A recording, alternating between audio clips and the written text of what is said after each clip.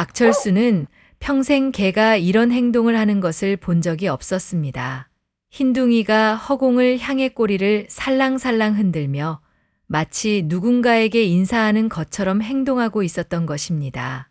박철수의 눈에는 아무것도 보이지 않았지만 흰둥이는 분명히 뭔가를 보고 있었습니다. 흰둥아, 뭘 보는 거냐? 박철수가 흰둥이가 바라보는 방향을 따라 시선을 돌렸지만 그저 빈 공간만이 있을 뿐이었습니다. 하지만 흰둥이의 눈빛은 너무나 확신에 차 있었습니다. 마치 오래된 친구를 만난 것처럼 기뻐하는 모습이었습니다. 갑자기 흰둥이가 그 방향으로 걸어가기 시작했습니다. 목적지는 집 옆 창고였습니다. 아버지가 생전에 농기구며 잡다한 물건들을 보관하던 낡은 창고 말입니다. 흰둥이는 창고 외벽 중에서도 특정 부분만을 골라 앞발로 긋기 시작했습니다. 야야, 뭐 하는 거야? 그만해. 박철수가 다급히 달려갔습니다. 하지만 흰둥이는 박철수의 말을 듣지 않았습니다. 아니, 들을 수 없는 상황인 것 같았습니다. 마치 더 중요한 누군가의 지시를 받고 있는 것처럼 말입니다. 아버지, 무슨 일이에요? 딸 은지가 급히 집에서 뛰어나왔습니다. 흰둥이의 이상한 행동 소리에 잠에서 깬 것입니다. 글쎄 모르겠다. 흰둥이가 이상해. 은지는 평소 어떤 상황에서도 침착함을 잃지 않는 성격이었지만 지금만큼은 얼굴에 걱정이 가득했습니다. 극적, 극적. 흰둥이의 발톱이 창고 벽면을 계속 긁어댔습니다. 그런데 이상했습니다. 흰둥이는 평소에 이런 행동을 전혀 하지 않는 얌전한 개였거든요. 아버지가 살아계실 때도 한 번도 이런 모습을 보인 적이 없었습니다. 박철수는 흰둥이의 이상한 행동을 지켜보며 점점 불안해졌습니다. 아버지가 돌아가신 후 흰둥이가 종종 이상한 행동을 보이긴 했지만 오늘만큼 심한 적은 없었습니다. 혹시 개도 사람처럼 정신적 충격으로 이상해지는 건 아닐까요? 흰둥아, 정말 그만해. 발톱 다 달아. 박철수가 흰둥이를 뒤로 밀어내려 했지만 흰둥이는 온몸에 힘을 다해 저항했습니다. 그리고는 더욱 격렬하게 벽을 긋기 시작했습니다. 마치 그 벽 너머에 무언가 중요한 것이 있다고 확신하는 것처럼 말입니다. 극적, 극적. 흰둥이의 필사적인 행동은 멈추지 않았습니다. 발톱에서는 피가 나기 시작했지만 흰둥이는 전혀 아픔을 느끼지 못하는 것처럼 계속해서 벽을 긁어댔습니다. 마치 생사를 건 절박한 사명감을 가진 것처럼 말입니다. 저 안에 뭐가 있나 봐요. 은지가 말했습니다. 도대체 뭐가 있다는 거냐? 박철수는 답답해져서 창고 문을 열고 안으로 들어갔습니다. 창고 안은 오랫동안 사용하지 않아서 먼지투성이었습니다. 아버지의 낡은 삽, 괭이, 그리고 이런저런 농기구들이 어지럽게 놓여 있었습니다. 박철수는 흰둥이가 긋고 있는 부분에 안쪽을 살펴보려고 창고 구석으로 걸어갔습니다. 농기구들 사이사이를 헤치며 벽 쪽으로 다가갔는데 구석 깊숙한 곳에서 뭔가 어둠 속에서 반짝이는 것을 발견했습니다. 뭐지? 박철수가 손을 뻗어 그것을 만져봤습니다. 나무로 된 작은 상자였습니다. 손바닥 크기 정도의 조그만 상자가 농기구들 뒤에 숨겨져 있었던 것입니다. 먼지가 두껍게 쌓여 있는 걸 보니 꽤 오랫동안 그곳에 있었던 것 같았습니다.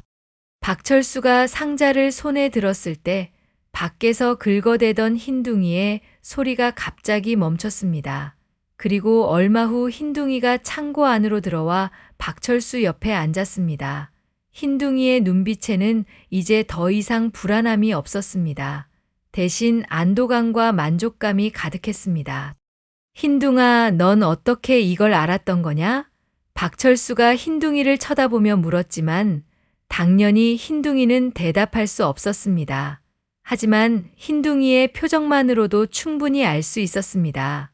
흰둥이는 처음부터 이 상자의 존재를 알고 있었던 것입니다. 박철수는 상자를 들고 집 안으로 들어갔습니다. 거실 탁자 위에 상자를 올려놓고 자세히 살펴봤습니다. 상자에는 작은 자물쇠가 달려 있었는데 오랜 세월의 습기 때문에 녹이 슬어 있었습니다. 조금만 힘을 줘도 부러질 것 같았습니다. 박철수의 마음은 복잡했습니다. 이 상자를 열어봐야 할까요? 말아야 할까요? 아버지가 이렇게 깊숙이 숨겨놓으신 데에는 분명히 이유가 있을 것입니다. 하지만 아버지는 이미 돌아가셨고, 이제 이 비밀을 알 수 있는 사람은 자신뿐이었습니다. 흰둥이가 박철수 옆에 앉아서 상자를 똑바로 쳐다보고 있었습니다. 흰둥이의 눈빛에는 어서 열어봐라는 기대감이 가득했습니다. 마치 오랫동안 기다려온 순간이 드디어 왔다는 듯한 표정이었습니다.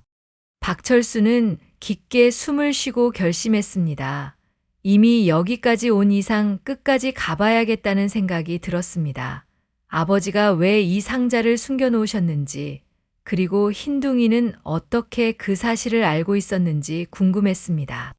박철수가 조심스럽게 자물쇠를 건드리자 예상대로 쉽게 부러졌습니다. 이제 상자를 열기만 하면 되었습니다. 박철수의 심장이 빨리 뛰기 시작했습니다. 이 상자 안에 도대체 무엇이 들어있을까요? 그리고 그것이 자신의 삶을 어떻게 바꿔놓을까요? 그가 조심스럽게 뚜껑을 열었을 때 옆에 있던 딸 은지가 작은 비명을 질렀습니다. 아버지, 이게 뭐예요? 상자 안에는 낡은 사진첩과 두꺼운 일기장이 들어있었습니다. 그런데 사진첩 표지에 붙어있는 사진이 문제였습니다. 분명히 박철수의 아버지였지만 지금까지 본 적 없는 젊은 시절의 모습이었습니다. 그것만으로도 충분히 놀라웠는데 더 큰 충격은 아버지 옆에 있는 여자였습니다. 그 여자는 박철수의 어머니가 아니었습니다. 완전히 다른 사람이었습니다. 그런데 사진 속 아버지와 그 여자는 너무나 자연스럽게, 너무나 친밀하게 함께 있었습니다. 마치 연인처럼 말입니다. 이 여자분은 누구세요? 은지가 떨리는 손으로 사진을 들어올리며 물었습니다. 박철수는 대답할 수 없었습니다. 자신도 처음 보는 여자였기 때문입니다. 아버지의 젊은 시절 이야기는 거의 들어본 적이 없었습니다. 어머니와 결혼하기 전에 무슨 일이 있었는지, 어떤 사람들과 만났는지 전혀 몰랐습니다. 박철수와 은지는 사진첩을 더 넘겨봤습니다. 놀랍게도 그 여자와 함께 찍힌 사진이 수십 장이나 있었습니다.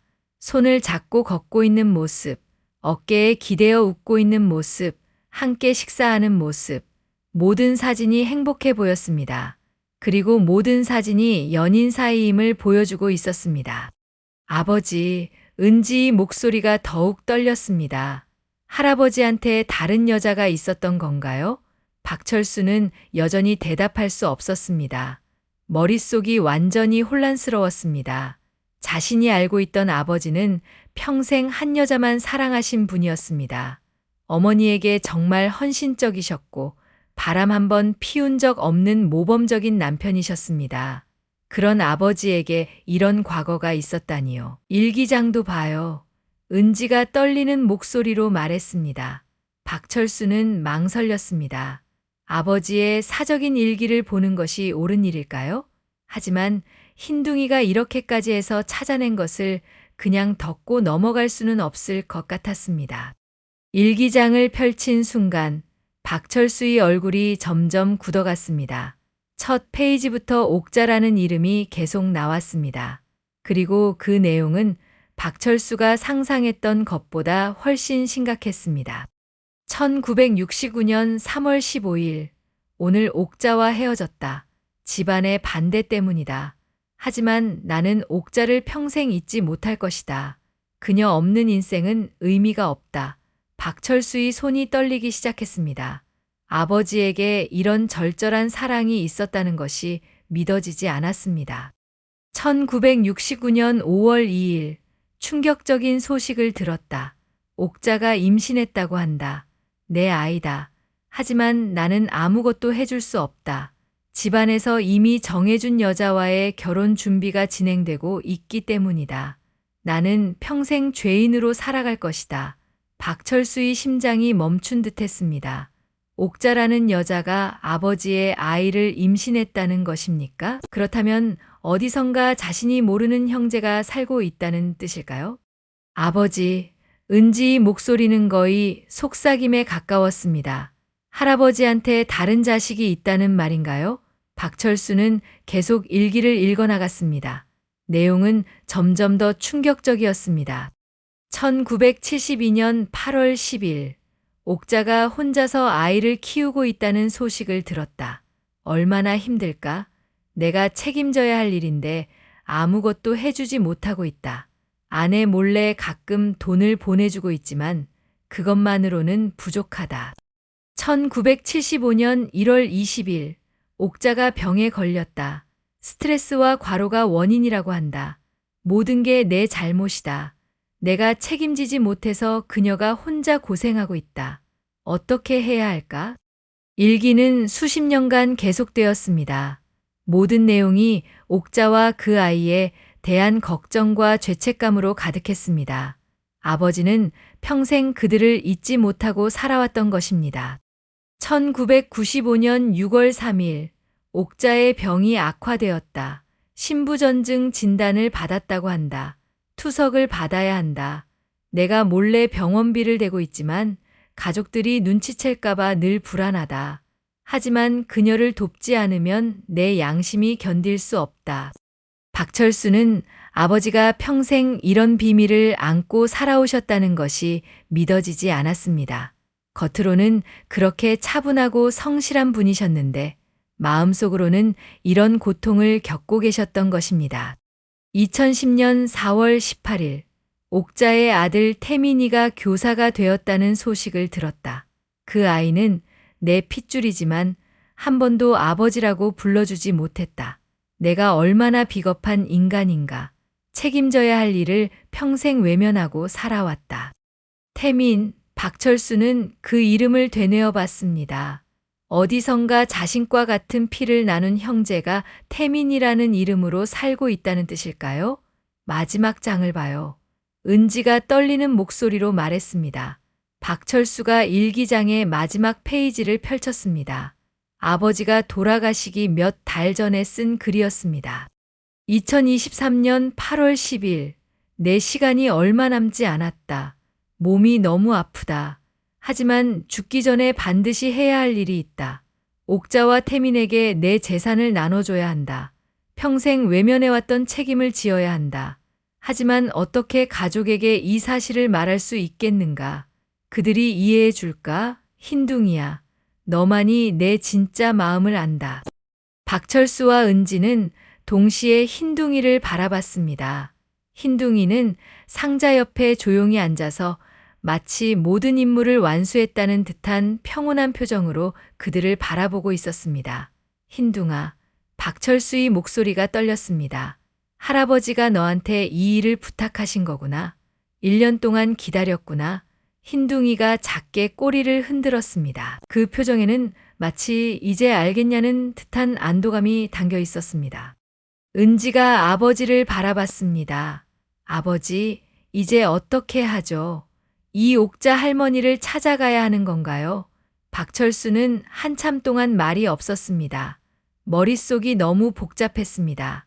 아버지의 숨겨진 과거에 대한 충격, 어딘가에 이복 형제가 있을지도 모른다는 사실, 그리고 그들이 평생 고통받으며 살아왔을 것이라는 죄책감, 모든 감정이 한꺼번에 밀려와서 정신을 차릴 수가 없었습니다. 할아버지가 평생 마음에 품고 계셨던 일이야. 박철수가 무겁게 말했습니다. 흰둥이가 이렇게까지 해서 알려준 건데 우리가 외면할 수는 없지. 정말 찾아가실 건가요? 은지가 불안한 표정으로 물었습니다. 그래야지. 일단 할아버지 주소록을 뒤져보자. 연락처가 있을 거야. 그날 밤 박철수는 아버지가 남긴 오래된 주소록을 뒤졌습니다. 과연 이옥자라는 이름이 있었습니다. 주소도 적혀 있었습니다. 다만 전화번호 칸은 비어 있었습니다. 내일 직접 가보자. 박철수가 은지에게 말했습니다. 함께 가줄 수 있겠니? 네, 아버지. 은지가 고개를 끄덕였습니다. 그런데 만약 정말 이복 형제가 있다면 어떻게 하죠? 박철수는 확답할 수 없었습니다. 솔직히 자신도 어떻게 해야 할지 막막했습니다. 하지만 분명한 건 흰둥이가 1년을 기다리며 알려준 이 비밀을 그냥 덮고 넘어갈 수는 없다는 것이었습니다. 다음 날 아침 일찍 박철수와 은지는 주소록에 적힌 주소를 찾아 나섰습니다. 흰둥이도 함께 데려갔습니다. 왠지 흰둥이 없이는 이 일을 해결할 수 없을 것 같았습니다. 주소지는 시내에서 1시간 정도 떨어진 낙후된 동네였습니다. 낡은 연립주택들이 빼곡히 들어선 좁은 골목길을 한참 헤맨 끝에 찾은 곳은 2층짜리 낡은 단독주택이었습니다. 여기인 것 같은데 박철수가 문패를 확인했습니다. 이옥자라고 흐릿하게 적혀 있었습니다. 박철수는 초인종을 눌렀습니다. 한참 후에 문이 열렸습니다. 문을 연 사람은 50대 안팎으로 보이는 남자였습니다. 키가 크고 인상이 온화했는데 그 얼굴을 본 순간 박철수와 은지는 완전히 얼어붙었습니다. 할아버지와 똑같아요. 은지가 작은 목소리로 중얼거렸습니다. 정말 그랬습니다. 그 남자는 박철수의 아버지와 놀랄 정도로 닮아 있었습니다. 특히 눈매와 코, 그리고 전체적인 얼굴형이 거의 판박이었습니다. 이건 단순한 우연의 일치가 아니었습니다. 분명히 같은 피를 나눈 사람이었습니다. 누구세요? 남자가 의아한 표정으로 물었습니다. 그의 목소리까지도 박철수 아버지의 젊은 시절 목소리와 비슷했습니다. 박철수는 한동안 말이 나오지 않았습니다. 이 사람이 정말 자신의 이복 형제일까요? 어떻게 말을 꺼내야 할까요? 갑자기 찾아와서 당신과 저는 같은 아버지를 둔 형제입니다라고 말할 수는 없는 노릇이었습니다. 저 박철수라고 합니다. 박철수가 겨우 말을 꺼냈습니다. 이옥자 씨를 찾아뵙고 싶어서 왔습니다. 남자의 표정이 급격히 변했습니다. 논란과 경계심이 동시에 스쳤습니다. 어머니를 찾으신다고요? 무슨 일이신지요? 어머니, 박철수의 가슴이 쿵쾅거렸습니다. 역시 이 사람은 이옥자 씨의 아들이었습니다. 혹시 성함이 어떻게 되세요? 박철수가 떨리는 목소리로 물었습니다. 최태민입니다. 그런데 어머니를 어떻게 아시는지 궁금하네요, 태민. 박철수의 온몸에 전율이 흘렀습니다. 아버지 일기장에 나왔던 바로 그 이름이었습니다. 이제 더 이상 의심할 여지가 없었습니다. 이 사람은 분명히 자신의 이복 형제였습니다. 혹시 어머님께서 많이 편찮으신가요? 박철수가 조심스럽게 물었습니다. 최태민의 얼굴이 어두워졌습니다. 지금 대학병원에 입원해 계세요. 신부전증이 악화되어서 투석을 받고 있습니다. 그런데 도대체 어떻게 우리 어머니를, 박철수는 이제 모든 것이 확실해졌습니다. 아버지 일기장의 내용이 모두 사실이었던 것입니다. 이옥자 씨는 정말로 신부전증으로 고생하고 계셨고 최태민 씨는 그녀의 아들이었습니다. 그리고 동시에 자신의 이복동생이기도 했습니다. 그때 흰둥이가 갑자기 최태민에게 다가가서 꼬리를 흔들기 시작했습니다. 마치 오래된 친구를 만난 것처럼 친근하게 행동했습니다. 이 개가 왜 이러지요? 최태민이 신기한 듯 흰둥이를 바라봤습니다. 처음 보는 개인데 너무 친근하네요. 박철수와 은지는 서로를 바라봤습니다. 흰둥이가 최태민을 알아본 것일까요? 같은 핏줄이라는 것을 본능적으로 감지한 것일까요? 저희가 할 말이 있습니다. 박철수가 결심했습니다. 아주 중요한 일이에요. 어머님을 뵙고 싶습니다. 최태민은 한참 망설이다가 고개를 끄덕였습니다. 일단 들어오세요. 자세한 얘기를 들어봐야겠어요. 최태민이 집 안으로 안내했습니다. 집안은 깨끗하게 정리되어 있었지만 곳곳에서 생활의 어려움이 느껴졌습니다. 오래된 가전제품들, 달아빠진 소파, 벽지 곳곳의 얼룩들. 하지만 무엇보다 박철수의 시선을 끈 것은 거실 한쪽 벽에 걸린 사진들이었습니다. 저 사진, 박철수가 떨리는 목소리로 말했습니다. 최태민이 박철수의 시선을 따라 사진을 바라봤습니다. 아, 저건 제 아버지 사진입니다. 아버지요, 네. 제가 어릴 때 돌아가셨어요. 어머니가 혼자 저를 키우셨죠. 박철수는 더 이상 참을 수 없었습니다. 최태민 씨, 저에게 보여드리고 싶은 게 있습니다. 박철수가 가져온 가방에서 아버지의 일기장과 사진첩을 꺼냈습니다. 최태민에게 그 사진들을 보여주었습니다. 최태민의 눈이 점점 커졌습니다. 이 사진들은 어디서 제 아버지가 남기신 겁니다. 당신 아버지가요? 박철수가 천천히 고개를 끄덕였습니다. 제 아버지 성함이 박영수입니다. 작년에 돌아가셨어요. 최태민의 얼굴이 창백해졌습니다. 박영수, 그 이름을 어머니한테 들은 적이 있어요. 제 생아버지 이름이라고. 두 남자는 서로를 바라봤습니다. 이제 모든 것이 명확해졌습니다. 그들은 정말로 같은 아버지를 둔 형제였던 것입니다. 그럼 우리는? 최태민이 떠든거렸습니다. 형제인 것 같습니다. 박철수가 무겁게 대답했습니다. 한참 동안 정적이 흘렀습니다. 40년이 넘게 서로의 존재도 모르고 살아온 두 형제가 마침내 만난 순간이었습니다. 하지만 가끔 이상했어요. 최태민이 계속 말했습니다. 어머니가 병원비며 생활비를 어떻게 마련하시는지, 제가 학교 다닐 때도 등록금이 어떻게든 해결됐고, 어머니 투석비도 계속 나왔어요. 어머니는 일도 못하실 정도로 아프셨는데 말이에요. 아버지가 지원하고 계셨던 거군요. 은지가 작게 말했습니다. 최태민의 눈에 눈물이 맺혔습니다. 그럼 제가 선생님이 될 수 있었던 것도, 어머니가 지금까지 치료받을 수 있었던 것도 모두 네. 박철수가 무겁게 고개를 끄덕였습니다.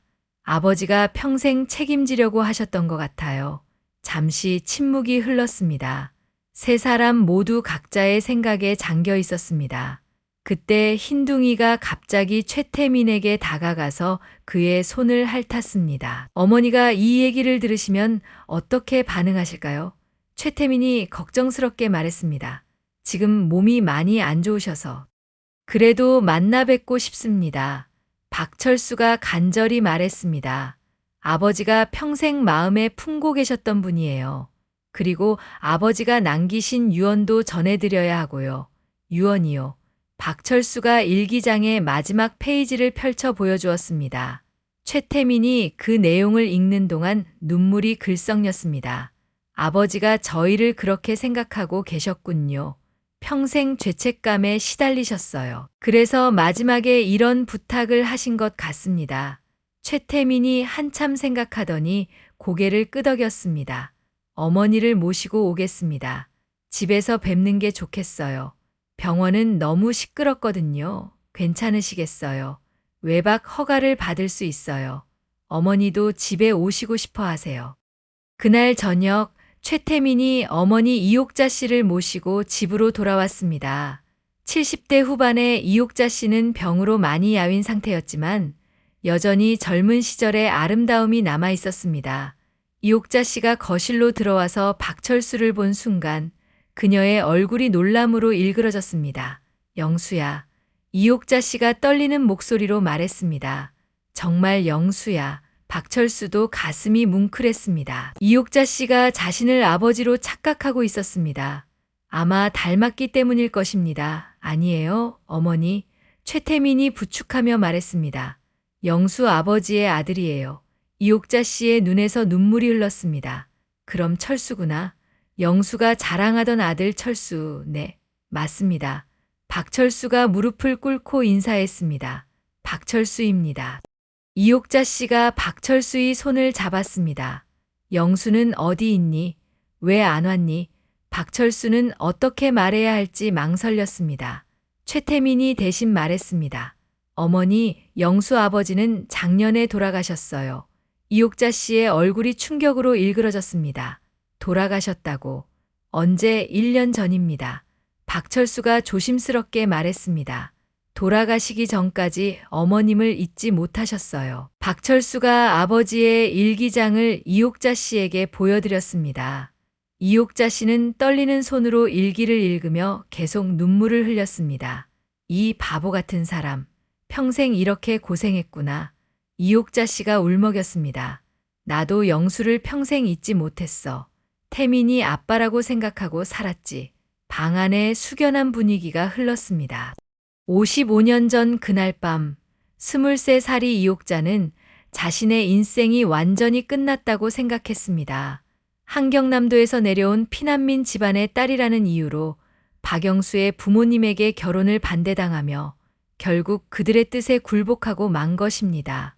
옥자야, 이제 정말 끝이야. 홀로 방에 앉아 중얼거리던 그녀는 아직 자신의 몸 안에서 자라고 있는 새 생명의 존재를 알지 못했습니다. 1969년 2월에 서울 변두리는 혹독하게 추웠습니다. 옥자가 살던 판잣집 마을은 한강 하류 쪽 습지대에 형성된 곳이어서 겨울이면 강바람이 뼛속까지 파고들었습니다. 집이라고 해봐야 판자 몇 장과 함석 지붕으로 대충 만든 것이라 바람이 새는 건 물론이고 비라도 오면 물이 새서 양동이를 여기저기 받쳐놓아야 했습니다. 엄마 배고파. 옆집 아이의 울음소리가 얇은 벽을 통해 들려왔습니다. 옥자는 자신의 배를 만져봤습니다. 아직 아무것도 느껴지지 않았지만 이미 2달째 생리가 멈춰 있었습니다. 처음엔 영수와의 이별 충격 때문이라고 생각했지만 요 며칠 계속되는 속 미식거림을 보니 확실했습니다. 박영수는 그 시절 새벽 3시면 어김없이 남대문 시장으로 향했습니다.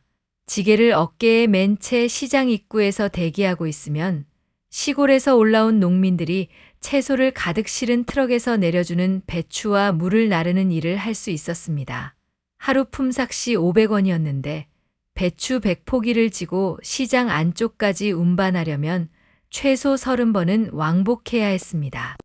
영수야, 오늘은 일찍 왔네. 같은 일을 하는 박인수 아저씨가 말을 걸어왔습니다. 박인수는 영수보다 10살 많은 사람으로 이 일을 10년째 하고 있었습니다. 요즘 표정이 영 안 좋던데 무슨 일 있나? 영수는 대답하지 못했습니다. 어떻게 말해야 할까요? 사랑하는 여자를 포기해야 하는 상황을 어떻게 설명할 수 있을까요? 게다가 이미 집안에서 정해준 김미순과의 결혼 날짜까지 잡혀 있는 상태였습니다. 3월 15일, 딱 한 달 뒤였습니다. 별일 아니에요. 영수가 억지로 웃으며 대답했습니다. 하지만 그의 마음은 하루하루 무거워져만 갔습니다. 특히 옥자를 마지막으로 만났던 그날의 기억이 자꾸만 떠올랐습니다.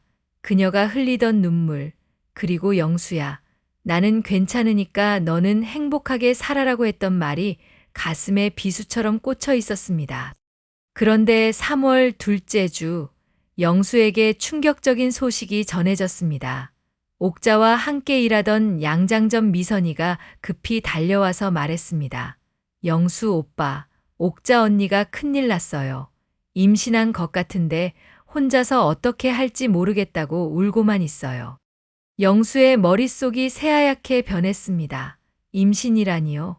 그것도 자신의 아이를, 결혼식을 일주일 앞둔 이 시점에 이런 일이 벌어지다니 확실한 거야.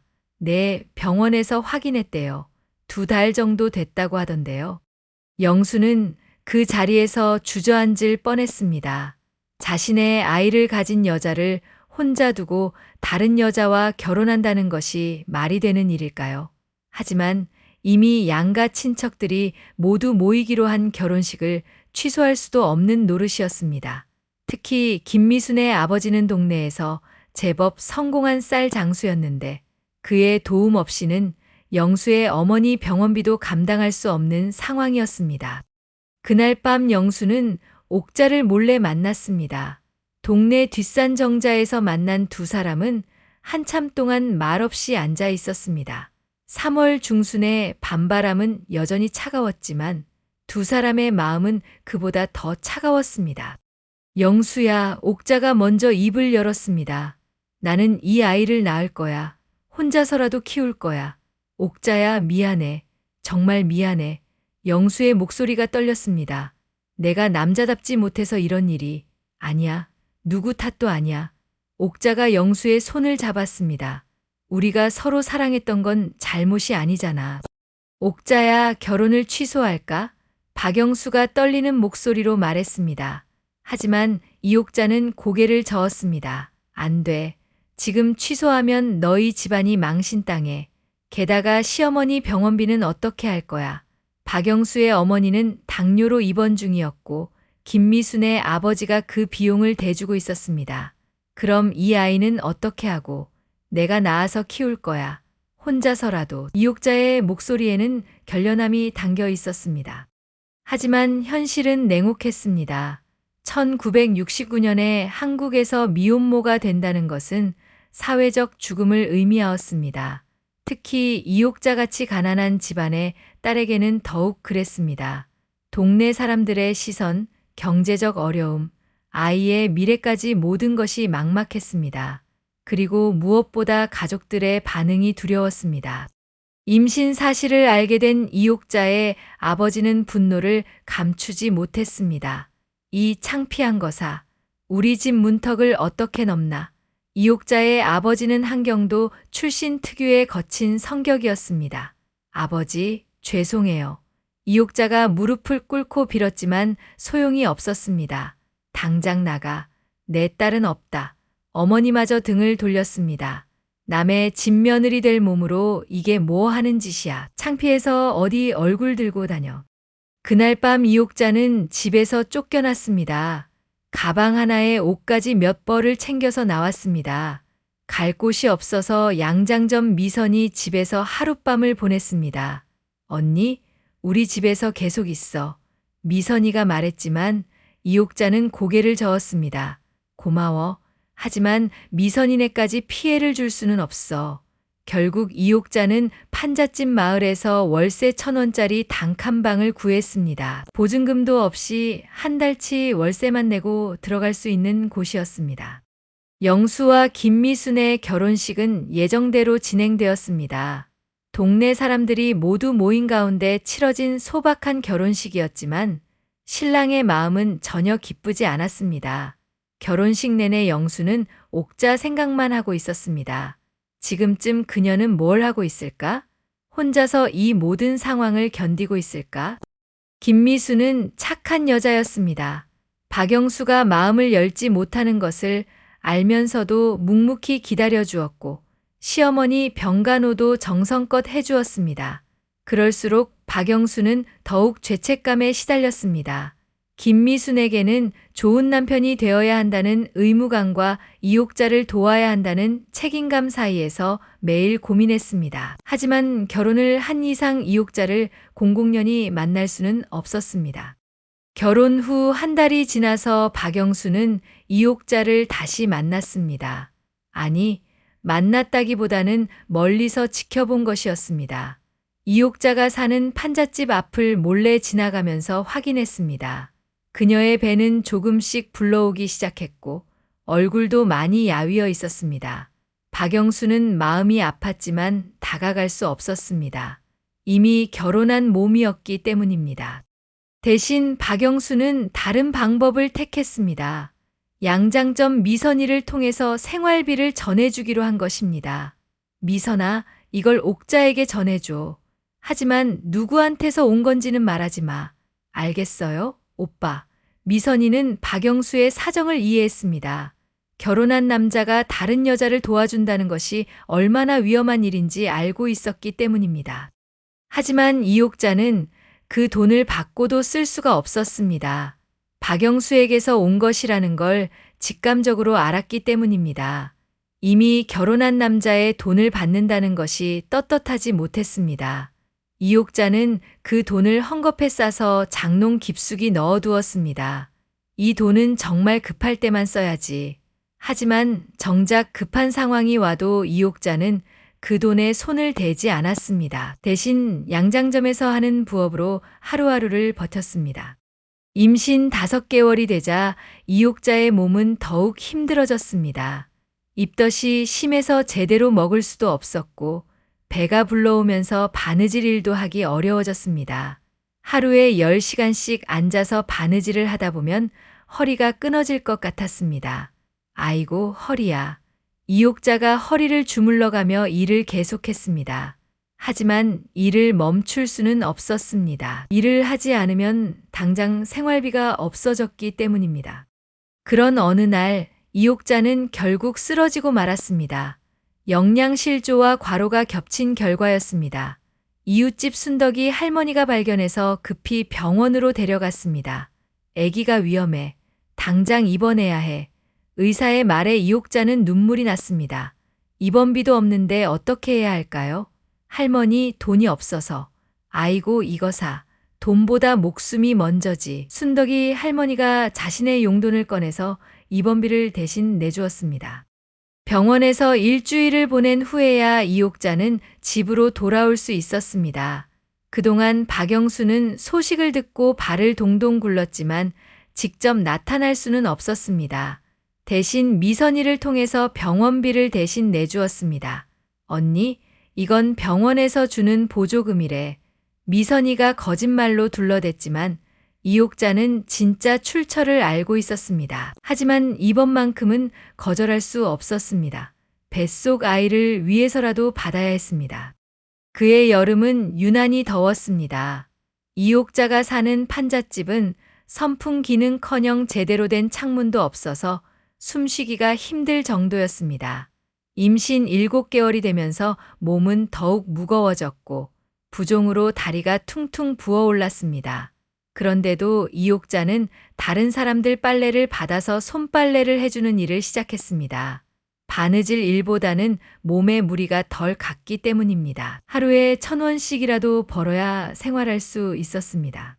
옥자야, 그만 좀 해. 몸에 안 좋아. 순덕이 할머니가 걱정스럽게 말했습니다. 뱃속에 애 있는 사람이 그렇게 무리하면 어떡해. 괜찮아요? 할머니, 이것밖에 할 수 있는 일이 없어서요. 이옥자가 억지 웃음을 지으며 대답했습니다. 하지만 속으로는 얼마나 힘든지 이루 말할 수 없었습니다. 특히 동네 아낙들의 시선이 가장 힘들었습니다. 저 여자애 아빠가 누구야? 혼자 애 낳는다더니 참 뻔뻔해. 이런 수군거림이 귀에 들릴 때마다 이옥자는 가슴이 찢어지는 것 같았습니다.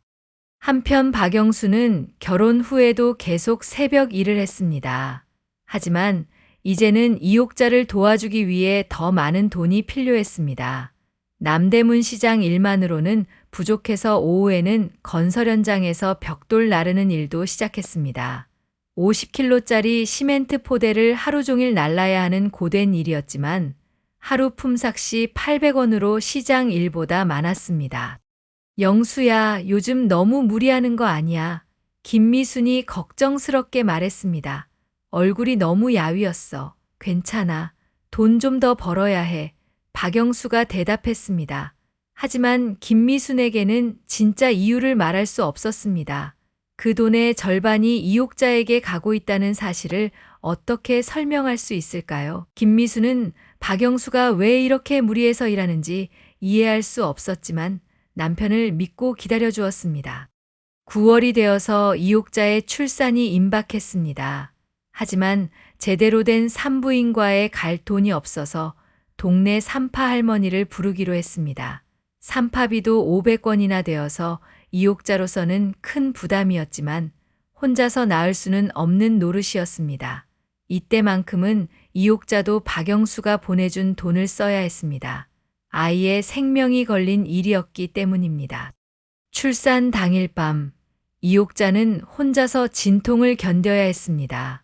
산파 할머니는 새벽이 되어서야 올 수 있다고 했고, 그때까지는 혼자 버텨야 했습니다. 판잣집 안에서 들려오는 이옥자의 신음소리를 들은 이웃들이 하나둘 모여들었지만 아무도 적극적으로 도와주지는 않았습니다.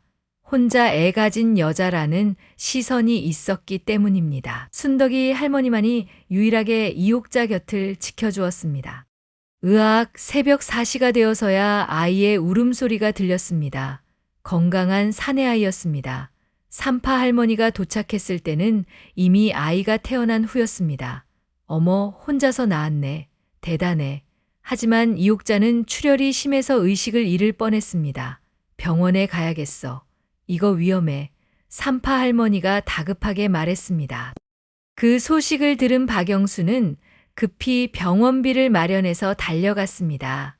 하지만 이옥자가 입원한 병원에 공공연히 나타날 수는 없어서 간호사를 통해 돈을 전달하고 멀리서 지켜볼 수밖에 없었습니다. 작고 빨갛게 생긴 아이를 안고 있는 이옥자를 보는 순간 박영수의 마음은 복잡했습니다.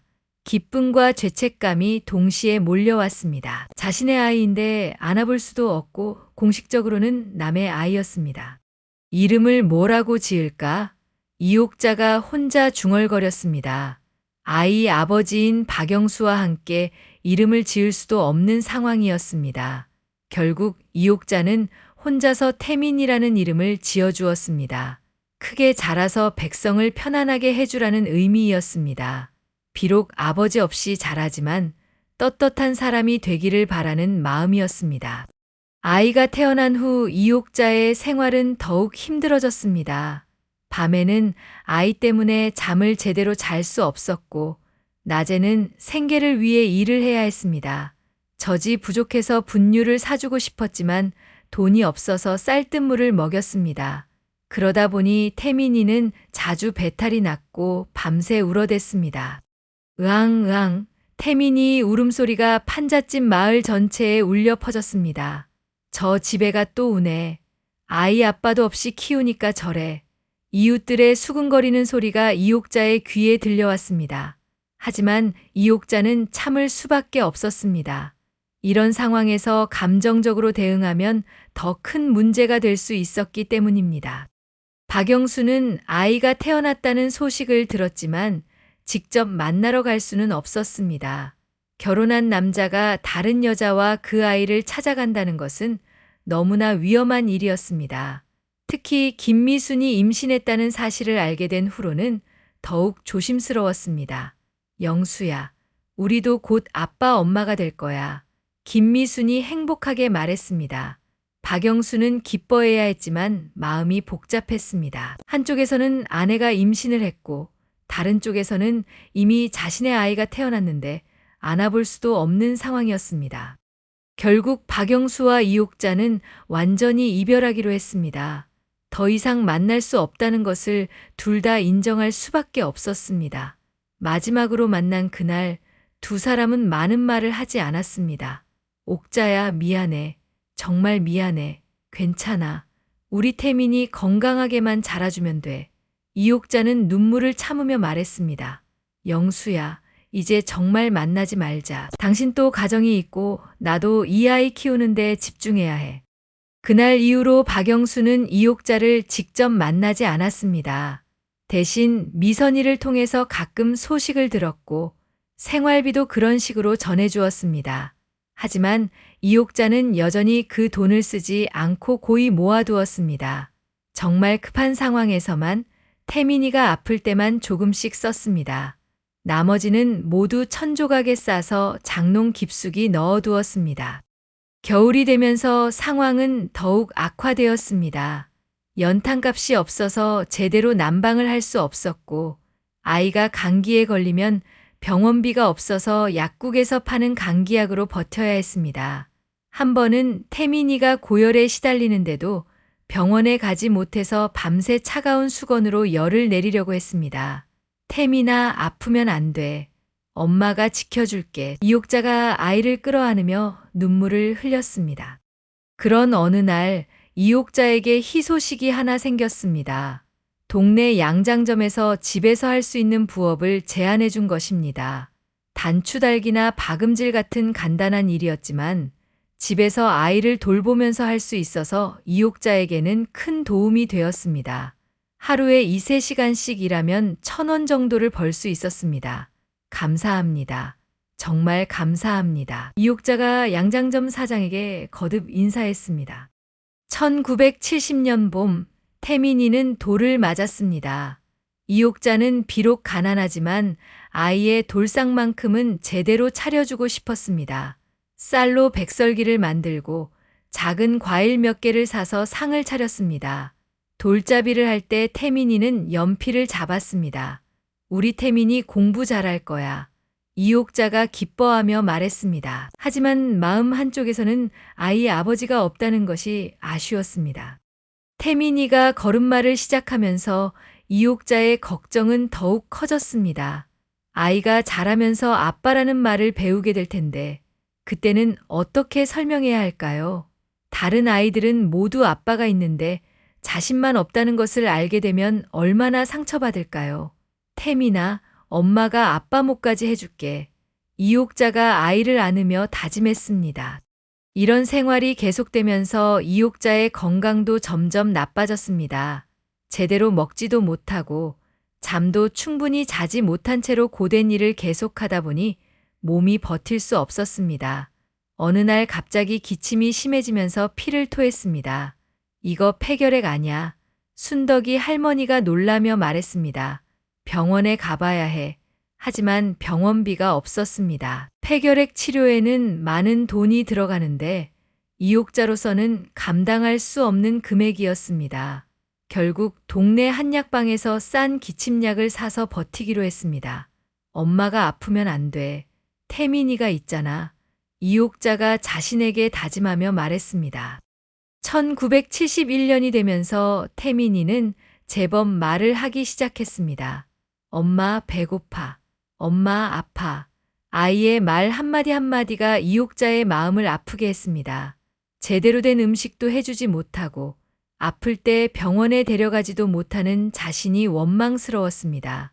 하지만 그럴 때마다 이옥자는 마음을 다잡았습니다. 태민아, 엄마가 더 열심히 일해서 맛있는 것도 사주고 아플 때는 병원도 데려갈게. 동네 아이들이 아빠라고 부르며 뛰어다니는 모습을 볼 때마다 태민이는 궁금해했습니다. 엄마, 나는 아빠 없어. 태민이는 엄마가 있잖아. 엄마가 아빠보다 더 많이 사랑해줄게. 이옥자는 이렇게 대답했지만 아이가 자라면서 더 많은 질문을 하게 될 것을 생각하면 막막했습니다. 언젠가는 진실을 말해야 할 날이 올 텐데 그때는 어떻게 설명해야 할까요? 한편 박영수의 집에서는 첫째 아이가 태어났습니다. 김미순이 낳은 딸이었습니다. 영수야, 우리 딸 예쁘지? 김미순이 행복하게 웃으며 말했습니다. 박영수도 웃어야 했지만 마음이 편하지 않았습니다. 이옥자가 홀로 키우고 있는 태민이 생각이 자꾸만 났기 때문입니다. 같은 나이인데 한 아이는 아버지의 사랑을 받으며 자라고 한 아이는 아버지도 모른 채 자라야 한다니요. 박영수는 미선이를 통해 태민이 소식을 들었습니다. 태민이가 이제 걸음마를 한대요. 그리고 말도 제법 해요. 미선이 말을 들을 때마다 박영수는 가슴이 아팠습니다. 자신의 아이가 자라는 모습을 직접 볼 수 없다는 것이 얼마나 안타까운 일인지요. 하지만 어쩔 수 없었습니다. 이미 선택한 길이었고 돌이킬 수도 없었습니다. 1972년이 되면서 박영수의 사업도 조금씩 궤도에 오르기 시작했습니다. 김미순의 아버지가 운영하는 쌀가게 일을 도우면서 유통업계 일을 배웠고 이제는 작은 도매상을 하나 차릴 수 있을 만큼 자본도 모았습니다. 이제 좀 나아질 거야. 박영수는 속으로 생각했습니다. 돈을 더 많이 벌 수 있다면 이옥자와 태민이에게도 더 많이 도움을 줄 수 있을 테니까요. 하지만 이옥자는 여전히 박영수가 보내주는 돈을 거의 쓰지 않고 있었습니다. 태민이가 아플 때나 정말 급한 상황에서만 조금씩 썼을 뿐 나중에 돌려서 줘야겠다 마음먹고 있었습니다. 그런데 1973년 어느 날 이옥자에게 충격적인 소식이 전해졌습니다. 박영수의 둘째 아이가 태어났다는 것입니다. 미선이가 조심스럽게 말했습니다. 언니, 영수 오빠네 둘째가 태어났어. 이번엔 아들이래. 이옥자는 그 말을 듣는 순간 가슴이 무너지는 것 같았습니다. 박영수는 이제 완전히 다른 가정의 사람이 되었구나 하는 생각이 들었습니다. 그래, 잘 됐네. 이옥자가 담담하게 대답했지만 혼자 있을 때는 눈물을 흘렸습니다. 박영수에게는 이제 두 아이의 아버지가 되었는데 태민이만 혼자 아버지 없는 아이로 자라야 한다니요. 세상이 이렇게 불공평할 수가 있을까요? 하지만 이옥자는 금세 마음을 다잡았습니다. 태민아, 엄마가 아빠 목까지 해줄게. 우리 둘이서 힘내자. 태민이는 이제 4살이 되었습니다. 또래 아이들과 놀면서 자연스럽게 아빠라는 존재에 대해 궁금해하기 시작했습니다. 엄마, 민수 아빠는 왜 우리 집에 안 와? 태민이 아빠는 멀리 계셔서 못 와. 이옥자는 이렇게 둘러댔지만 아이가 자랄수록 더 구체적인 질문들을 할 것이 뻔했습니다. 언젠가는 정말 어려운 순간이 올 것입니다. 그해 겨울 이옥자는 큰 결심을 했습니다. 태민이를 위해 서울을 떠나기로 한 것입니다. 계속 이 동네에 있으면 아이도 상처받을 것 같았고 박영수와의 인연도 완전히 정리할 수 없을 것 같았습니다. 태민아, 우리 다른 곳으로 이사 가자. 새로운 곳에서 새로 시작하는 거야. 태민이는 어리지만 엄마의 마음을 느꼈는지 고개를 끄덕였습니다. 이옥자는 부산으로 갈 준비를 시작했습니다. 부산에는 함께 피난 왔던 친척이 한 명 있었습니다. 비록 가깝지는 않았지만 완전히 새로운 곳에서 시작하는 것보다는 나을 것 같았습니다. 그동안 모아둔 박영수의 돈도 이사비로 써야 했습니다. 이번만큼은 어쩔 수 없었습니다. 영수야, 미안해. 이 돈 써야겠어. 태민이를 위해서. 이옥자가 혼자 중얼거렸습니다. 1974년 봄, 이옥자와 태민이는 서울을 떠났습니다. 미선이만이 배웅을 나왔습니다. 언니, 부산 가서도 연락해. 그리고 몸조리 잘해. 고마워, 미선아. 그동안 정말 고마웠어. 두 사람은 눈물을 흘리며 작별했습니다. 기차가 출발할 때 태민이가 물었습니다. 엄마, 우리 언제 다시 와? 글쎄, 태민이가 훨씬 커서. 이옥자는 그렇게 대답했지만 속으로는 다시는 서울에 오지 않을 생각이었습니다. 부산에서의 생활은 서울보다 조금 나았습니다. 친척의 도움으로 작은 방 하나를 얻을 수 있었고 부산시장에서 생선 가게 일도 구했습니다. 하지만 여전히 힘든 것은 마찬가지였습니다. 특히 태민이가 아빠에 대해 물어볼 때마다 이옥자는 어떻게 대답해야 할지 몰랐습니다. 엄마, 다른 아이들은 아빠가 있는데 나만 왜 없어? 태민아, 아빠는 하늘나라에 계셔. 이옥자는 결국 거짓말을 했습니다. 한편 서울의 박영수는 이옥자와 태민이가 떠났다는 소식을 들었습니다. 미선이가 전해준 소식이었습니다. 오빠, 옥자 언니가 태민이랑 부산으로 떠났어요. 박영수는 그 순간 무언가를 잃어버린 것 같은 허탈감을 느꼈습니다. 이제 정말 끝이구나 하는 생각이 들었습니다. 하지만 한편으로는 안도감도 들었습니다. 이제 이옥자도 새로운 삶을 시작할 수 있을 테니까요. 1975년이 되면서 박영수의 사업은 더욱 번창했습니다. 이제는 서울 시내 여러 시장에 납품하는 큰 도매상이 되었습니다. 김미순도 셋째 아이를 임신했고 가족들은 모두 행복해 보였습니다. 하지만 박영수의 마음 한구석에는 항상 이옥자와 태민이에 대한 그리움과 죄책감이 남아 있었습니다. 부산에서 잘 살고 있을까? 태민이는 건강하게 자라고 있을까? 부산에 이옥자도 나름대로 자리를 잡아가고 있었습니다. 생선 가게 일에 익숙해졌고 태민이도 동네 아이들과 잘 어울리며 지냈습니다. 하지만 여전히 경제적으로는 어려웠고 태민이가 학교에 들어갈 나이가 되면서 새로운 걱정이 생겼습니다. 학용품도 사야 하고 교복도 마련해야 하는데 돈이 부족했습니다. 이때 이옥자는 처음으로 서울에서 가져온 돈을 제대로 썼습니다. 태민이 교육비는 절대 아끼면 안 돼.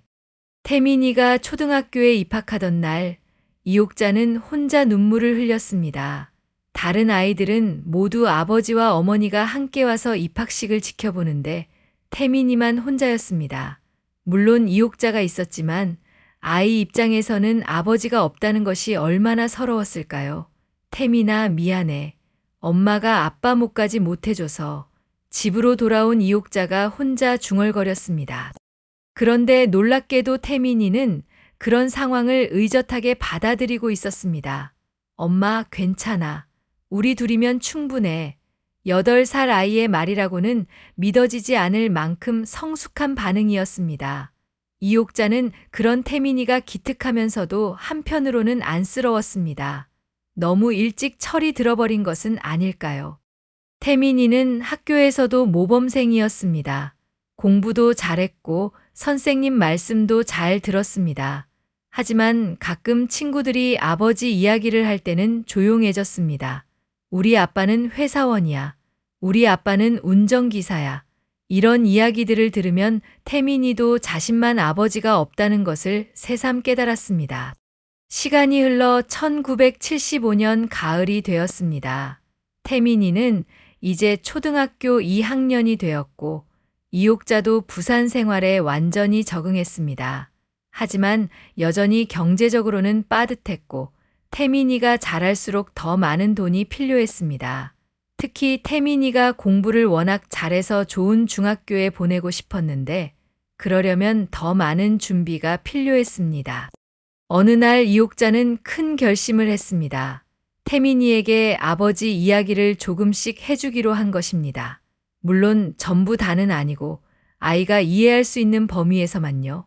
태민아, 엄마가 아빠 이야기 조금 해줄게. 정말이야. 엄마. 태민이 눈이 반짝였습니다. 아빠는 엄마보다 키가 크시고 일을 아주 열심히 하는 분이었어. 그리고 태민이를 낳기 전에 하늘나라로 가셔서 태민이 얼굴을 못 보신 거야. 태민이는 그 이야기를 듣고 한참 생각에 잠겼습니다. 엄마, 그럼 아빠가 하늘에서 나를 지켜보고 계셔. 그럼 당연하지.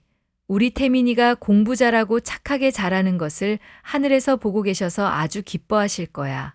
이옥자의 말에 태민이는 환하게 웃었습니다. 그 웃음을 보며 이옥자는 다시 한번 다짐했습니다. 이 아이만큼은 행복하게 키워야겠다고 말입니다. 1976년 부산 자갈치 시장. 누군가는 운명이라고 했지만 이옥자에게는 그저 우연처럼 찾아온 따뜻함이었습니다. 이영식이 처음 이옥자를 본 순간 그의 가슴은 마치 얼음장 같던 겨울 강물에 뜨거운 돌을 던진 듯 요동쳤습니다. 새벽 공기는 차갑고 비릿했지만 그 여자가 서 있는 곳만은 왜인지 따스해 보였습니다. 이영식은 무거운 생선 상자를 어깨에 메고 걸어가면서도 자꾸만 그 여자를 힐끔거렸습니다. 다른 상인들이 큰 소리로 호객을 하는 와중에도 그 여자는 조용히 묵묵히 자신의 일에만 집중하고 있었습니다. 저 여자 참 신기하네. 이영식은 속으로 중얼거렸습니다. 41살이 되도록 여자라는 존재에 별다른 관심을 두지 않았던 그였지만 왜인지 이옥자만은 달랐습니다. 그녀의 모든 움직임이 조심스러웠고 마치 세상 모든 것으로부터 자신을 보호하려는 듯한 모습이 이영식의 마음을 흔들었습니다. 생선 상자를 내려놓으며 그는 일부러 큰 소리를 냈습니다. 새벽에도 일찍 나오셨네요. 이옥자는 고개만 살짝 끄덕였습니다. 그녀는 남자들과 말하는 것이 여전히 조심스러웠습니다. 혹시라도 괜한 오해를 받을까봐, 혹시라도 태민이에게 피해가 갈까봐 항상 경계심을 늦추지 않았습니다. 네, 일찍 나와야 좋은 생선을 고를 수 있어서요. 이옥자의 대답은 짧고 건조했지만 이영식에게는 그 목소리조차 특별하게 들렸습니다. 그는 자신도 모르게 미소를 지었습니다. 맞습니다. 새벽에 들어오는 생선이 제일 싱싱하죠. 저도 새벽 2시부터 일어나서 이 일하고 있어요. 이영식이 말을 이어가려 했지만 이옥자는 이미 생선을 고르는데 집중하고 있었습니다. 그녀의 손놀림은 빠르고 정확했습니다. 생선의 눈을 보고 아가미를 확인하고 사리 탄력을 점검하는 모습이 마치 수십 년간 이 일을 해온 전문가 같았습니다. 이영식은 그날부터 이옥자에게 특별한 관심을 갖기 시작했습니다. 매일 새벽 생선을 납품하면서 그녀의 작은 변화들을 관찰했습니다. 어떤 날은 얼굴이 유독 창백해 보이고 어떤 날은 눈가에 피로가 짙게 드리워져 있었습니다. 저 여자는 밤에 제대로 잠을 못 자는 것 같은데 이영식은 걱정이 되기 시작했습니다. 혼자서 아이를 키우며 생계를 이어가는 것이 얼마나 힘든 일인지 그도 어느 정도 짐작할 수 있었습니다. 자신 역시 사업 실패 후 혼자서 이 힘든 세상을 견뎌내고 있었으니까요. 어느 날 아침 이영식은 용기를 내어 이옥자에게 말을 걸어보았습니다. 오늘 들어온 광어 중에 좋은 걸로 골라드릴까요? 제가 새벽에 직접 봤는데 이쪽 광어들이 더 싱싱해 보이더라고요. 이옥자는 잠시 망설였습니다. 다른 사람의 호의를 받는 것이 부담스러웠지만 동시에 그의 진심 어린 표정을 외면하기도 어려웠습니다. 그럼 고맙겠습니다. 어떤 게 좋은 건가요? 이렇게 눈이 맑고 아가미가 선홍색인 게 제일 싱싱한 거예요. 그리고 이렇게 살을 눌러봤을 때 탄력이 좋은 게 좋죠. 이영식은 정성스럽게 설명해 주었습니다. 그날부터 이영식은 조금씩 이옥자를 도와주기 시작했습니다. 처음에는 좋은 생선을 골라주는 정도였지만 점점 더 세심하게 챙겨주었습니다. 비가 오는 날이면 자신의 우산을 빌려주고 생선값이 오르면 미리 알려주기도 했습니다. 내일부터 고등어 값이 오를 것 같아요. 오늘 조금 더 떼 놓으시는 게 좋을 것 같은데요. 이영식의 정보 덕분에 이옥자는 손해를 피할 수 있었습니다. 그녀는 고마움을 느꼈지만 동시에 왜 자신에게 이렇게 친절한지 궁금하기도 했습니다. 몇 달이 지나면서 이옥자도 조금씩 마음을 열기 시작했습니다. 영식 씨, 항상 도움을 주셔서 정말 고맙습니다. 덕분에 장사가 훨씬 수월해졌어요. 별 말씀을요. 같은 시장에서 일하는 사이인데 서로 도와야죠. 이영식은 웃으며 대답했지만 그의 마음속에는 이미 이옥자에 대한 특별한 감정이 뿌리내리고 있었습니다. 그녀의 부지런함, 아이를 위한 희생정신, 그리고 가끔씩 보이는 여린 모습이 그의 마음을 완전히 사로잡았습니다. 어느 토요일 오후, 이영식은 우연히 태민이를 처음으로 보게 되었습니다. 이옥자가 태민이의 손을 잡고 시장을 걸어오는 모습이었습니다. 8살 태민이는 어머니보다 훨씬 작은 키에도 불구하고 의젓하게 걸어오고 있었습니다. 엄마, 오늘은 언제 끝나? 배고파. 태민이가 어머니의 옷자락을 잡아당기며 말했습니다. 조금만 기다려, 태민아. 엄마가 일 끝나면 맛있는 거 사줄게. 이옥자는 미안한 표정으로 아들을 달랬습니다. 이영식은 그 모습을 보며 가슴이 먹먹해졌습니다. 이렇게 어린아이가 어머니의 일터에서 기다리고 있다는 것이 얼마나 안쓰러운 일인가요? 이 아이가 이영식이 조심스럽게 물었습니다. 제 아들이에요. 이옥자의 대답은 간단했지만 그 속에는 복잡한 감정이 담겨 있었습니다.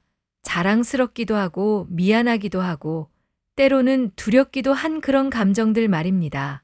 이영식은 더 이상 묻지 않았습니다.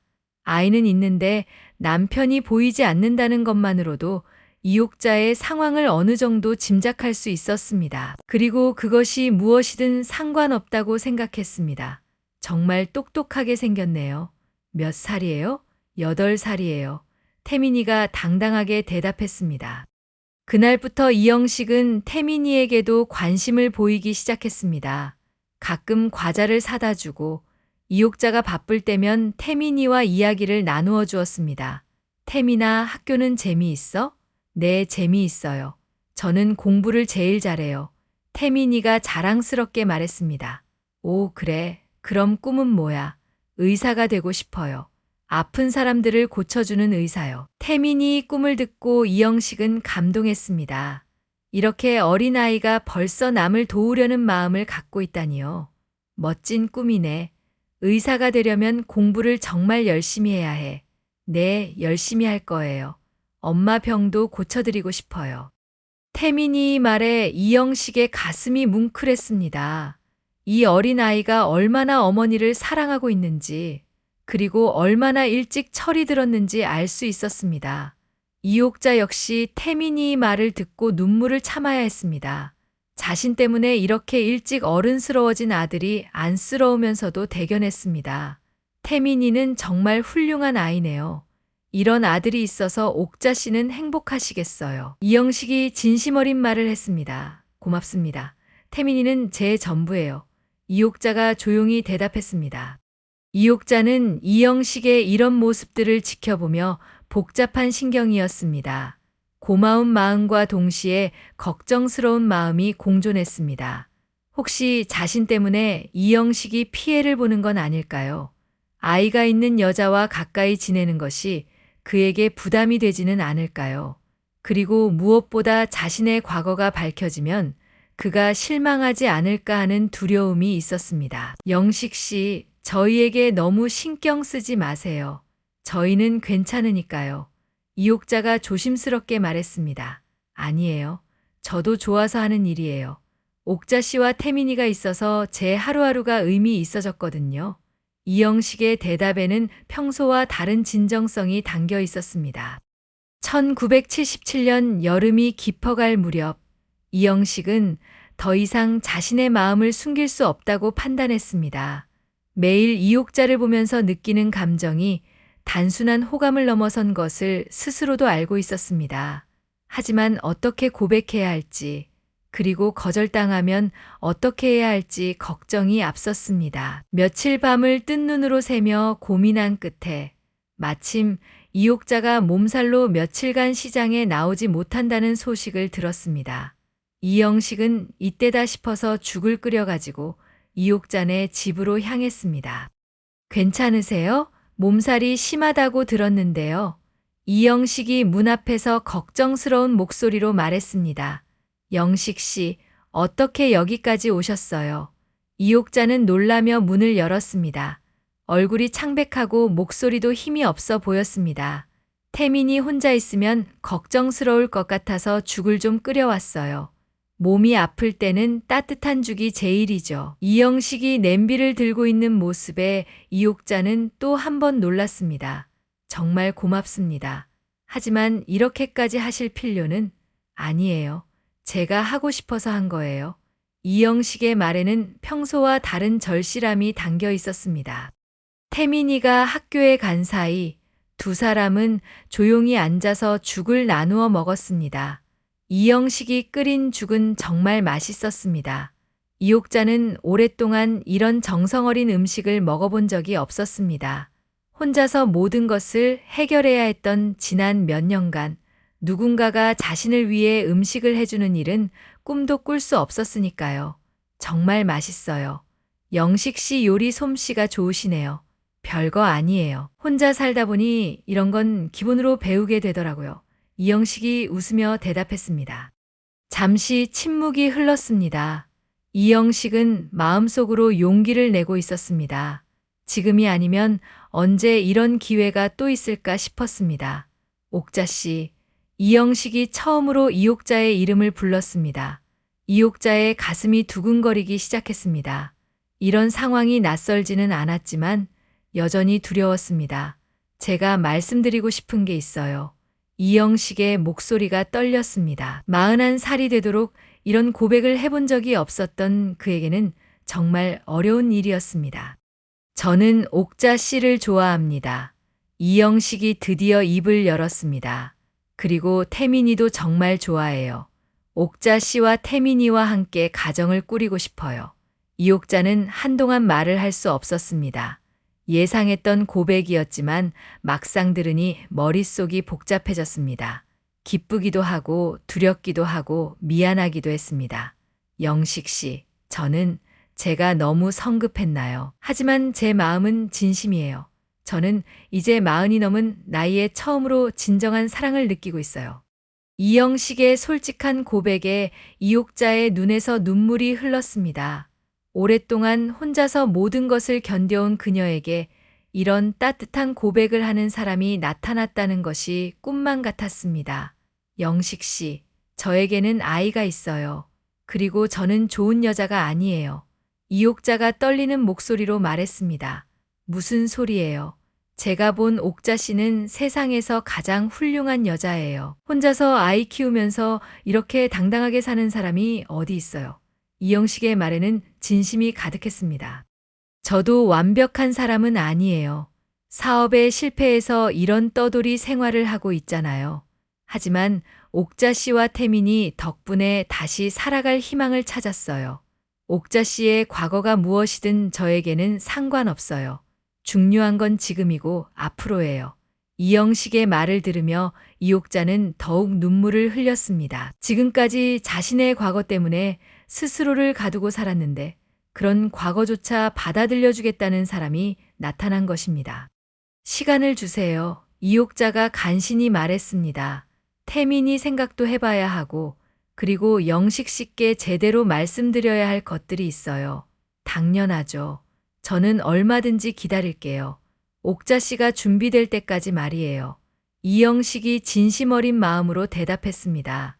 그날 이후로 이영식은 더욱 세심하게 이옥자를 배려했지만 부담을 주지 않기 위해 적당한 거리를 유지했습니다. 태민이는 이영식을 정말 좋아했습니다. 엄마, 이영식 아저씨 정말 좋은 분인 것 같아. 어느 날 태민이가 말했습니다.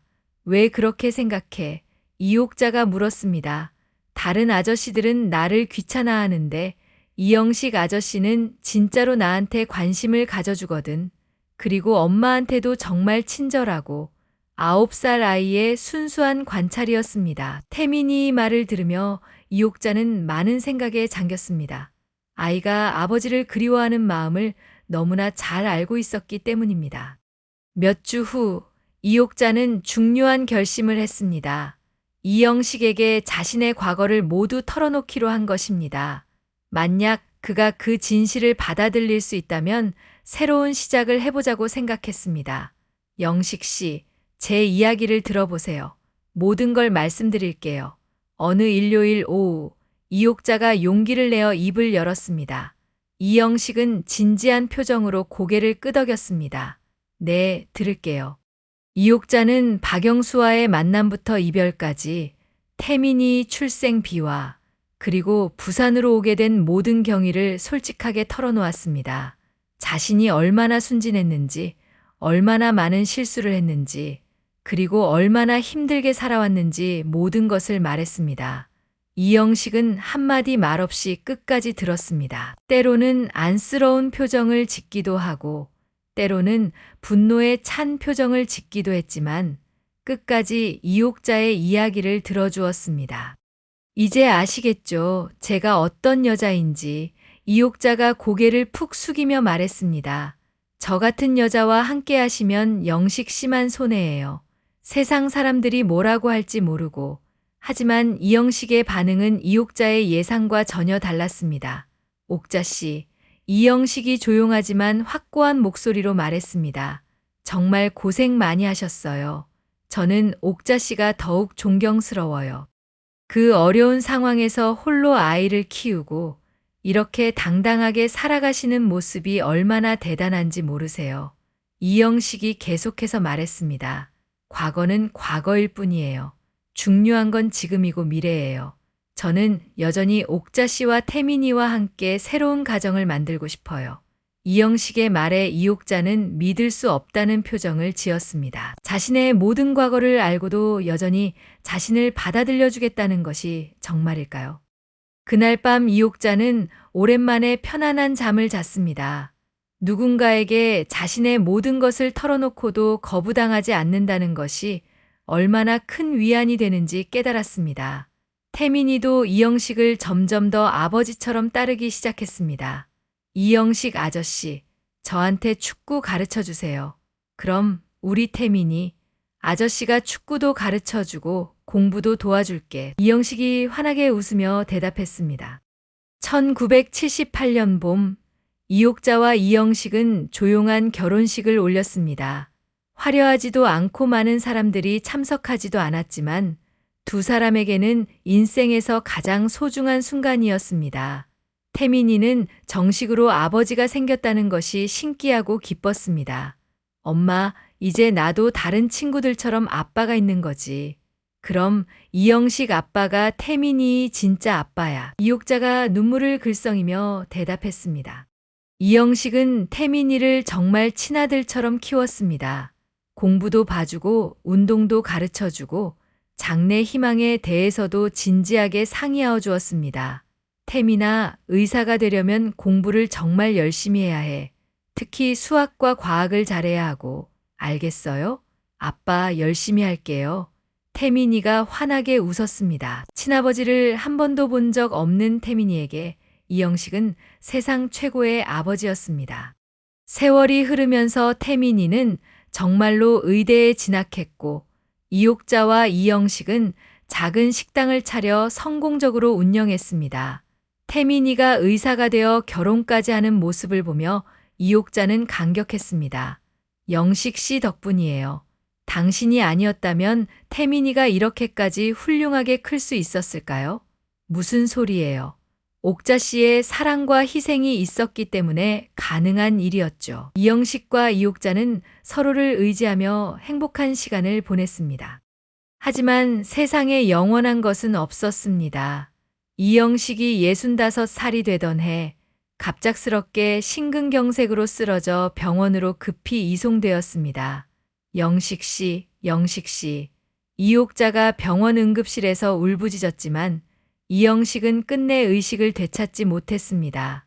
20년 넘게 함께한 소중한 동반자를 잃은 이옥자는 다시 한번 세상에 혼자 남겨졌습니다. 하지만 이번에는 절망하지 않았습니다. 이영식과 함께 보낸 행복했던 시간들이 있었고 무엇보다 훌륭하게 성장한 태민이가 있었기 때문입니다. 엄마 괜찮으세요?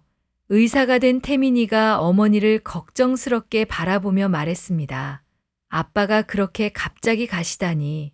태민이도 이영식의 죽음을 받아들이기 어려워했습니다. 친아버지도 모르는 채 자란 자신에게 진정한 아버지가 되어준 사람이었으니까요. 태민아, 엄마는 괜찮아. 아빠가 우리에게 얼마나 많은 사랑을 주고 가셨는데. 이옥자는 눈물을 닦으며 아들을 위로했습니다. 우리는 그 사랑을 기억하며 살아가야 해. 태민이는 의과대학 교수가 되어 결혼을 하고 두 딸 지혜와 지민이를 낳았습니다. 이옥자는 손녀들과 함께 보내는 시간을 무엇보다 소중히 여겼습니다.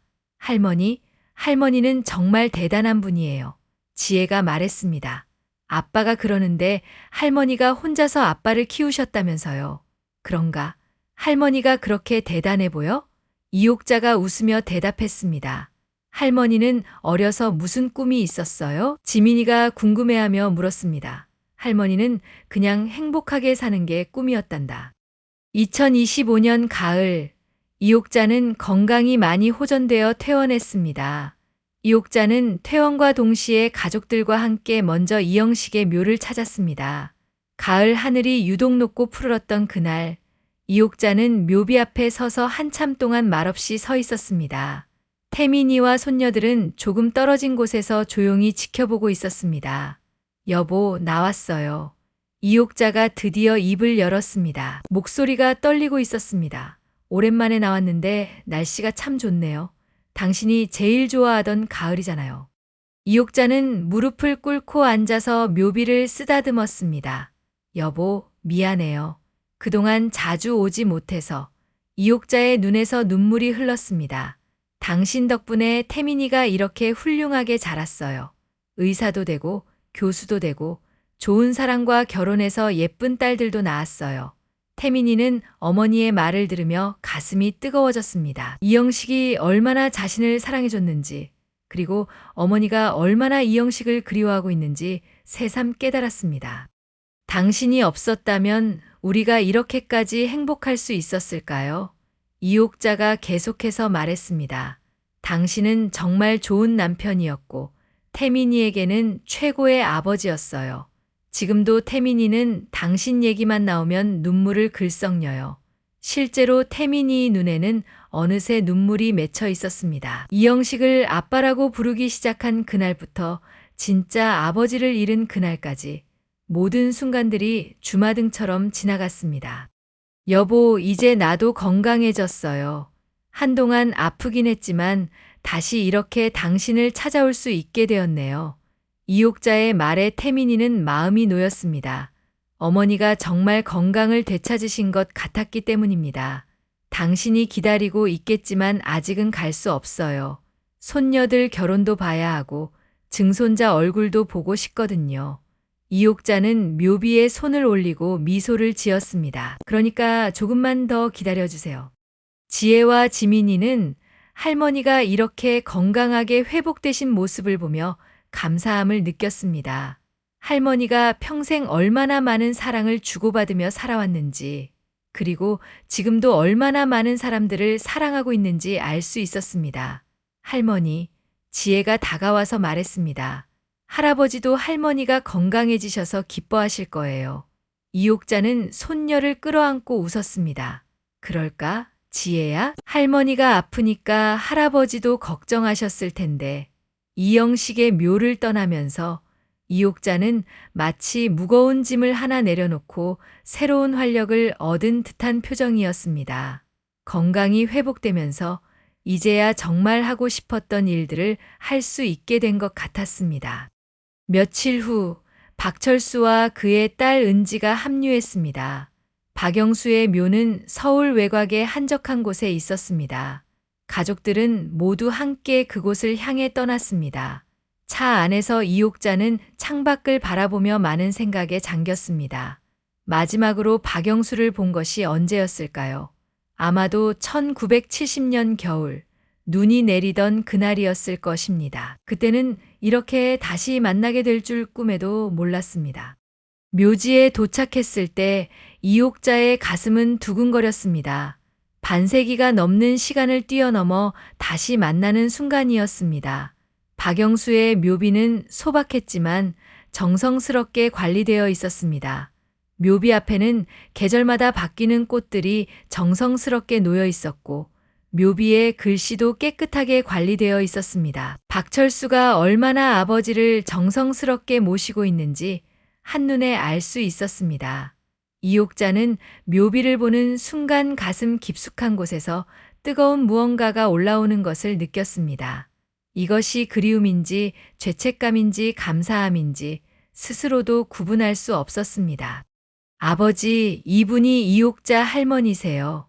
박철수가 묘비 앞에서 말했습니다. 박철수의 목소리에도 떨림이 있었습니다. 평생 아버지의 첫사랑에 대한 이야기를 들어왔지만 실제로 그분을 모시고 아버지 앞에 오게 될 줄은 몰랐기 때문입니다. 옥자는 반세기가 넘는 시간 동안 가슴 한구석에 묻어두었던 감정들이 한꺼번에 쏟아져 나오는 것 같았습니다. 영수 씨, 이옥자가 떨리는 목소리로 말했습니다. 정말 오랜만이에요. 이렇게 만나게 될 줄은 몰랐어요. 태민이는 어머니의 모습을 보며 가슴이 미어지는 것을 느꼈습니다. 어머니가 평생 이런 마음을 품고 살아왔다는 것을 이제야 알게 된 것입니다. 자신 때문에 어머니가 얼마나 많은 것을 포기하고 살아왔는지, 그리고 지금까지도 그 마음을 혼자 감당하고 있었다는 것을 깨달았습니다. 미안해요, 영수 씨. 그때 그렇게 헤어져서 이옥자의 눈에서 눈물이 흘렀습니다. 당신이 얼마나 힘들었을지 생각하면 지금도 가슴이 아파요. 이옥자는 묘비에 손을 올리고 고개를 숙였습니다. 박철수는 이옥자의 말을 듣고 눈물을 참지 못했습니다. 그런데 영수 씨, 저는 정말 행복했어요. 이옥자가 계속 말했습니다. 태민이 아버지가 되어준 영식 씨도 좋은 분이었고 태민이도 훌륭하게 자랐어요. 손녀들도 이렇게 예쁘게 자랐고요. 이옥자는 뒤를 돌아보며 태민이와 지혜, 지민이를 바라봤습니다. 당신 덕분에 우리가 이렇게 행복할 수 있었어요. 정말 감사해요. 정말 고마워요, 철수 씨. 이옥자가 박철수에게 말했습니다. 아버지를 이렇게 잘 모셔주셨네요. 그리고 저를 찾아와 주셔서 감사해요. 이렇게 인사라도 할 수 있게 해주셔서. 박철수는 고개를 저었습니다. 제가 해야 할 일이었어요. 아버지가 평생 그리워하셨는데 저라도 대신 인사를 드려야죠. 태민아, 너도 인사해. 이옥자가 태민이를 불렀습니다. 태민이는 조심스럽게 묘비 앞으로 다가갔습니다. 생전에 한 번도 만난 적이 없는 친아버지 앞에서 무슨 말을 해야 할지 알 수 없었습니다. 안녕하세요, 아버지. 태민이가 떨리는 목소리로 말했습니다. 저는 이태민입니다. 아버지의 아들입니다. 태민이는 묘비 앞에 무릎을 꿇고 깊게 절했습니다. 저는 좋은 어머니와 아버지 밑에서 행복하게 자랐습니다. 지금도 행복합니다. 그러니까 더 이상 걱정하지 마세요. 영수 씨, 저도 이제 많이 늙었어요. 이옥자가 묘비에 손을 올리고 말했습니다. 얼마 전에 많이 아프기도 했고요. 하지만 이제는 괜찮아졌어요. 태민이가 의사라서 잘 돌봐주거든요. 이옥자는 씁쓸하게 웃었습니다. 당신보다 먼저 갈까봐 걱정했는데 다행히 이렇게 인사도 하고 갈 수 있게 되었네요. 이옥자가 마지막으로 말했습니다. 저는 항상 감사하고 있어요. 그러니까 거기서는 더 이상 미안해하지 말고 편안히 있었으면 좋겠어요. 저도 여기서 좀 더 손녀들과 함께 있다가 따라갈 테니 심심해도 조금만 기다리세요. 가족들은 묘지를 떠나면서 모두 숙연한 마음이었습니다. 각자 다른 감정을 느끼고 있었지만 공통적으로 느끼는 것은 사랑의 위대함이었습니다. 영수와 옥자의 사랑은 이루어지지 못했지만 그 누구보다 서로를 아끼고 생각했습니다. 그것은 연인의 사랑 그 이상의 숭고함이었습니다. 옥자의 남편 영식, 그리고 영수의 부인 미수는 그 둘에게는 누구보다 소중한 가족이었습니다.